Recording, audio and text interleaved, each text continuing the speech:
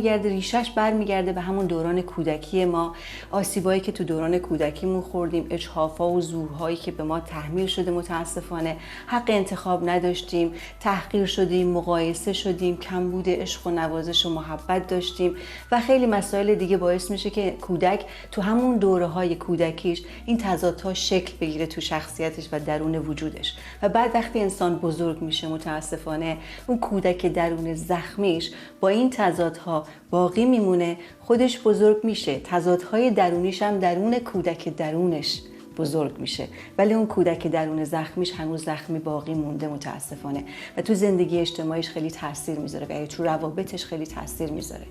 قسمت اول برنامه ما امروز در مورد مهرطلبیه. هر چی که همین الان احساس میکنین اون با یک کلمه بیارینش بیرون. کسی گلم؟ من آرومم. خوشحال. آرومه. به هم ریختم. نگران و مضطرب. بی‌انگیزه. بی انگیزه. بزرگترین و بی‌خرج‌ترین نیازی که یه انسان، یه کودک داره نوازش و عشق، محبته. کمبود نوازش یکی از بزرگترین مشکلات تضادهای درونیه. اگه نگاه بکنیم توی این عکس می‌بینیم 3 عکس متفاوت من گذاشتم از برتری طلب، مهرطلب و منزوی طلب. میریم اول سراغ مهرطلب. مهرطلب کیه؟ چه خصوصیات اخلاقی داره؟ مهرطلب معمولاً خیلی ترس و اضطراب داره. شدیداً کمبود اعتماد به نفس و حرمت نفس داره. سریع تسلیم میشه. خیلی از خود گذشته و فداکاره، اما به ظاهر. چرا به ظاهر؟ به خاطر اینکه دلش میخواد دوستش داشته باشن. به خاطر این خوشخدمتی زیاد میکنه. شدیداً مظلوم نمایی میکنه. ممکن الان بهتون بر بخوره که نه من مظلوم هستم. حتما قربانی شدیم و مظلوم هستیم. ولی وقتی بزرگ میشیم به عنوان یه بالغ مظلوم نماییمون هم خیلی بیشتر میکنیم. چون نگرانیم که اگر ما مظلوم نباشیم ممکنه ما رو دوست نداشته باشن. خشم و نفرت پنهانش خیلی زیادی انسان مهرطلب. نشون نمیده، از درون میسوزه، از درون هوار میزنه، فریاد زیر آبه. به هیچ وجهی نمیتونه نه بگه و اگرم بله بگه چون مهرطلبه پشیمون میشه. شدیداً دلش واسه خودش میسوزه انسان مهرطلب. خیلی ناتوانه و بسیار احساس نادونی میکنه. احساس میکنه دیگران از خودش خیلی بیشتر میدونن. تظاهر به عشق خیلی زیاد میکنه. از ته دل طرف رو دوست نداریم ولی از ترسمون تظاهر به عشق زیاد میکنیم. چون نمیخوایم از دست بدیم دیگری رو. فکر میکنه خیلی عاشقه. اصلا نمیدونه عشق چیه. توقع خیلی زیادی برای حمایت داره چون یه مقدار که حمایت میکنه توقعش خیلی زیاده که دیگرانم باید حتما برای من بکنن. هر چی شما بگین منم همون کارو میکنم. شدیداً عشق و نفرت داره. یه لحظه دوستت داره خیلی زیاد، اگر به حرفش گوش نکنی یا اگه کاری براش نکنی ازت متنفر میشه. احساس درموندگیش خیلی خیلی زیاده. در ظاهر انتقاد پذیره. آره بگو حتما، من انقدر خوشحال میشم اگه بدیای منو بگی، عیبای منو خواهش میکنم به من بگو. دروغ میگه، ناراحت میشه، نمیتونه انتقاد بپذیره. احساس گناه میکنه خیلی زیاد و خیلی هم استادانه گناه میده. میخواد که ازش سوء استفاده بشه. چرا؟ به خاطر اینکه حالا سناریو داره که دلش واسه خودش بیشتر بسوزه، دادگاه رو باز کنه، دیگری رو محکوم بکنه، قراشو بزنه، انتقاداتشو بکنه. باج خیلی میده. گدای عشقه که وای به حال ما که گدایی کنیم عشقو. وقتی به این قسمت میرسیم هممون به همون بر میخوره، به غرورمون بر میخوره. چسب دوقلوه، آویزون میشه، شدیداً آویزون میشه. ضعف ابراز وجود داره. نه همه بهتر از منن، من اصلا خوب نیستم، چون کمبود اعتماد به نفس و حرمت نفس داره. شدیداً حسود و بدبینه. شدیداً پنهانکاره، ماسک داره. تظاهر به خوشحالی میکنه ولی از درون غمگینه.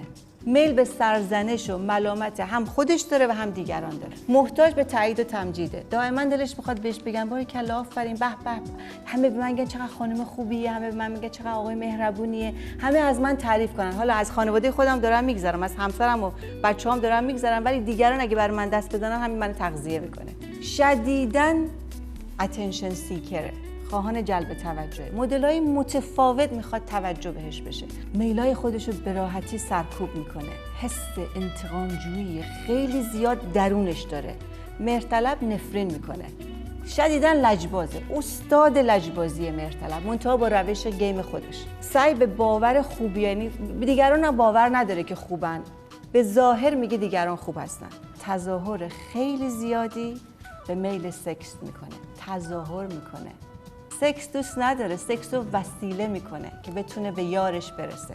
ترس از دوست نداشتن من خیلی براش سنگینه. دلش میخواد همه دوستش داشته باشن، مخصوصا یارش رو که این خودش دوستش داره. دائما التماس میکنه که please love me، منو دوست داشته باش، منو دوست داشته باش. سلام جون، خوبی عزیزم؟ سلام مریم جان، مرسی قربونت. شنیدم میخوای بری ایران. آره چرا خسته؟ میخوام برم ایران، ولی خب این چه رفتنی مریم جون، خبر نداری عزیزم. چرا؟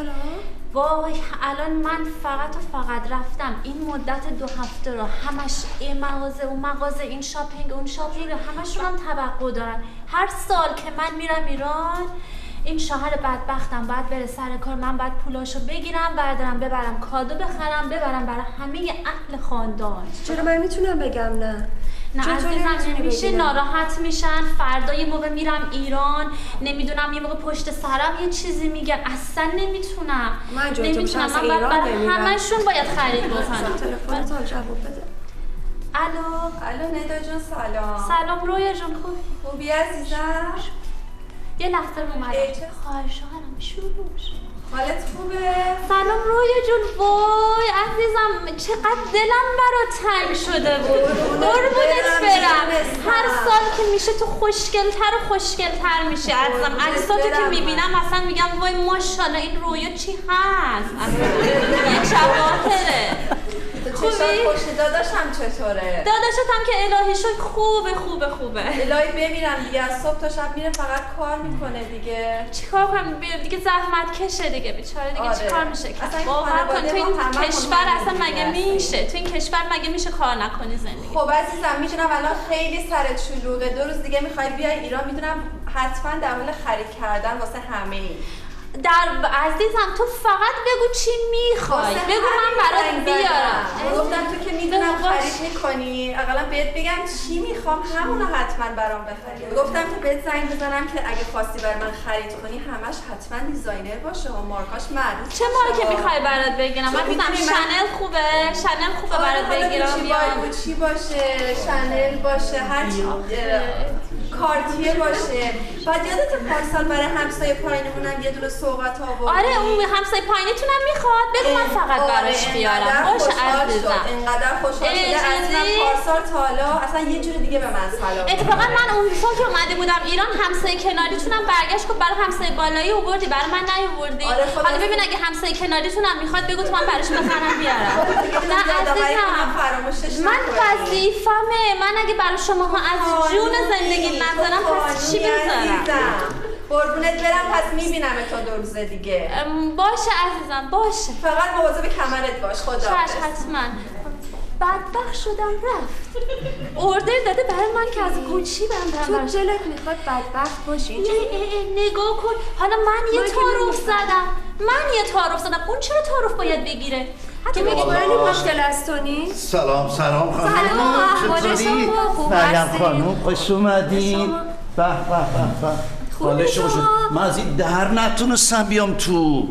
چه خبر خانم؟ اینا چیه بسته بندی همه؟ اینا رو همه کادو خریدم برای فامیل خودت، برای فامیل خودم، برای همین عروس جدید خالت که اومده زن گرفته. برای چی آخه؟ برای این همه ما جو میکنیم شب تا صبح، صبح تمام روز رو. داداشتم برادرت که از سربازی تازه کی گفته؟ شما 6 ماه پیش ایران بودی عزیز من. خانم من دیگه الان ناراحتی قلب گرفتم، دیگه نمیتونم برم سر کار، دست پام درد میکنه، دیگه نمیتونم برم کار. باید ذره اندوخته داشته باشیم. همش داری میخونی برای مردم. برای چی؟ چرا خوششیرینی میکنه اولا عزیز من؟ خب چیکار کنم؟ بعد ناراحت میشن، بعد میگن که ما خسیسیم، ما پول نخواستیم. برای خواهرم چی خریدی؟ برای برادر فامیلای من چی خریدی؟ خواهرتون لطف فرمودن گفتن من برم براشون یه کیف گوچی بخرم. بعد همسایه کناریشون هم یه اوردر دادن که من اون لباسی که اون سال مال اونایی که من دیدم مال خواهرم اینا، اونا مال اونه دیگه، درسته؟ اونا مال ساندی مارکت از کارگوستر خرید. من همین الان روی موبایلم شماره خواهرتون نشون دادم، ایشون شاهدن. خواهرتون زنگ زدن همین الان کیف سفارش دادن که من برم از گوچی کیف اسب براشون بخرم دیگه همسایه‌اش که زنگ نزدی. همسایه‌شون مریم خانم پارسال همین کار کرد، رفته از این سکند هند شاپا، از این چریتیا برای خواهر و برادرای من جنس خریده. برای آبجی و فامیلای خودش رفته از چیزای ما. والا چه بدبخت. حالا میخوایم در مورد قسمت تئاتر مهرطلبمون بیشتر باز کنیم، تحلیل بکنیم، ببینیم این شخصیت کی بود، این شخصیت ها کی بودن، نقاط مثبت و منفی این شخصیت ها چی بود. اول میریم سراغ زن چه نقشی داشت؟ خودشو به رخ بکشه. خود شیرین. مظلوم نما. درو. دیگه چی بود؟ قرقرو بود. بلخرج. نه نمیتونست بگه. شوهر چی بود؟ زحمتکش. زن ذلیل بود. مدیریت نداشت. دوست چی بود؟ اصولی بود. دوست واقع بین‌تر بود. من در خانواده خودم میخرم ولی برای خانواده شوهرم دیگه نمیبرم. فرق میگذاشت. بریم سراغ خواهر شوهر. پررو بی ملاحظه بود. متوقع بود. ببین دورویی اینا خیلی شبیه هم بود. خواهر شوهر و عروس. دلسوزیای بیجا میکرد از پشت رو. هر دوشون دلسوزی بیجا برای همین برادر بدبخت یا شوهر بدبخت میکردن. یه چیز قشنگ که این خواهر شوهره انجام داد این بود که به صورت خیلی قشنگ همچین دوتا همسایه رو هم انداخت قاطی. خواهر و زن هر دو شدیداً ولخرج و بیفکر بودن برای این مرد. هر دوشون هم به اصطلاح دلسوزی میکردن واسه این مرد. قسمت مهرطلب رو دیدیم. متوجه شدیم که این ریشه ها از کجا میاد. حالا سوال من در برنامه مناطو پلاس اینه که اگر وجه اشتراکی توی این قسمت مهرطلب توی خودتون دیدین، تشخیص بدین درون خودتون و برای ما بنویسین. خب خانم بابک کار ما هم ساده کردن دیگه. سوال امروز هم گفتن یه چیزی اگه اجازه بدی خیلی کوتاه، من این نکته‌ام الان وقتشه که بگم که هفته‌های پیش خانم میترا بابک راجع به خیلی از موضوعات صحبت کردن که خیلی از دوستامون که بیننده برنامه هستن یه سوء تفاهم واسهشون ایجاد شده بود. فکر